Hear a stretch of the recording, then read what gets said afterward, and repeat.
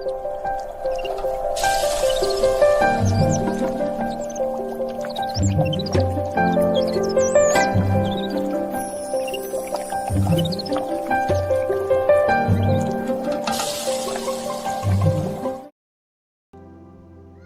మహోన్నతమైనటువంటి నామాన్ని బట్టి ప్రతి ఒక్కరికి కూడా హృదయపూర్వక వందనాలు తెలియజేస్తూ ఉన్నాను.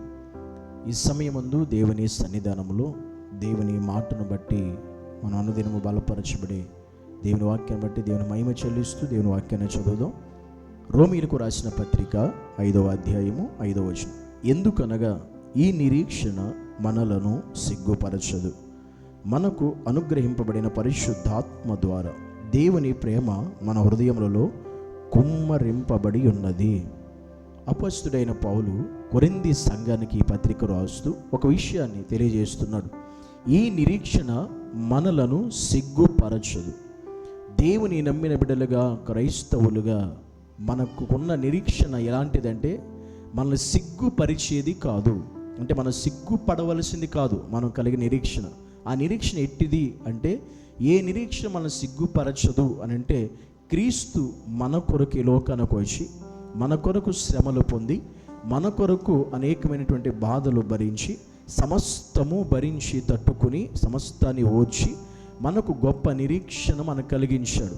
ఆయన ఏది ఉద్దేశంతో ఈ లోకానికి వచ్చి తన కార్యాన్ని జరిగించి శిలువ యాగం చేసి మన కొరకు ప్రాణం పెట్టి రక్తం చిందించి మనలను మరణం నుండి తిరిగి లేపడానికి, మనల్ని మళ్ళా సజీవులుగా చేయడానికి దేవుడే ఒక బలియాగము చేశాడు. ఆ బలియాగము ద్వారా మనకు వచ్చిన నిరీక్షణ ఎలాంటిది అని పౌలు చెబుతున్నాడంటే, ఆయన పొందిన ఈ శ్రమలు అనేటువంటి వాటి ద్వారా, శ్రమల ద్వారా, ఈ పరిస్థితుల ద్వారా ఆయన మనకి ఇచ్చిన ఈ ధైర్యం, ఈ యొక్క ప్రేమ, క్రీస్తు యొక్క ప్రేమ ఎట్టిదో ఎలాంటిదో వీటన్నీ కూడా మనకు ఒక గొప్ప నిరీక్షణ కలిగించాయి. ఎందుకంటే క్రీస్తే ఈ లోకానికి వచ్చి నీ తట్టుకుని భరించి ఓర్చి శ్రమలు పొంది తిరిగి మరణమును కూడా జయించి తిరిగి లేచి మనకి గొప్ప నిరీక్షణ, మనము కూడా ఖచ్చితంగా పరలోక రాజ్యంలో ఉంటాము, చేరుతామనే గొప్ప నిరీక్షణ మనకి ఇచ్చాడు.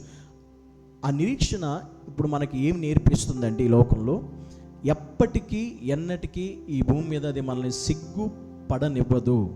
ఎందుకంటే మనకి ఎన్ని బాధలు రానివ్వండి, కష్టాలు రానివ్వండి, ఇబ్బందులు రానివ్వండి, అవమానం కలగనివ్వండి, నింద రానివ్వండి, శ్రమలు కలగనివ్వండి, ఇవన్నీ మనకి గొప్ప నిరీక్షణ కలిగిస్తాయి. ఈ నిరీక్షణ కలిగించే ఈ శ్రమలు, ఈ పరిస్థితులన్నీ మనల్ని ఎన్నడూ సిగ్గుపడేవైతే కానే కాదు.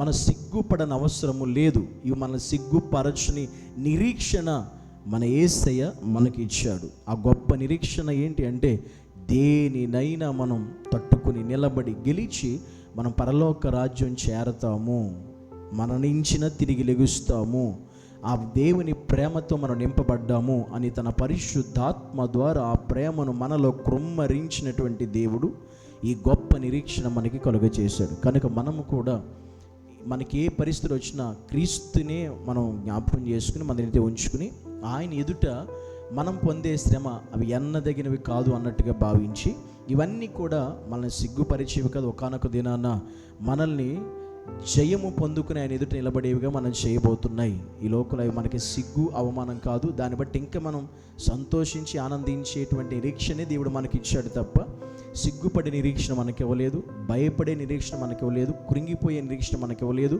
మనము దేవునితో యుగ యుగాలు తరతరాలు బతికేటువంటి ఆత్మీయ జీవితం అనే గొప్ప నిరీక్షణ మనకి ఇచ్చి వెళ్ళాడు ఆయన.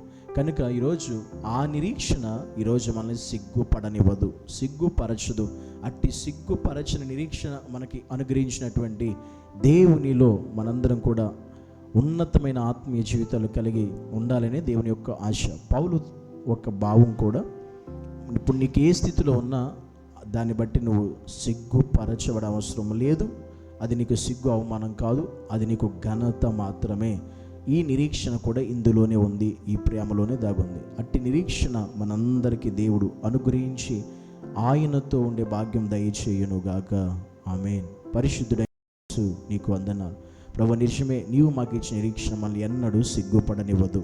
అట్టి గొప్ప నిరీక్షణ నీవు మాకు అనుగ్రహించిన విధానం బట్టి నీకే స్తుతియు, ఘనత, మహిమ, ప్రభావము చెల్లిస్తూ యేసు నామాన్ని బట్టి ప్రార్థించి అడిగి వేడుకుంటున్నాము తండ్రి. ఆమేన్.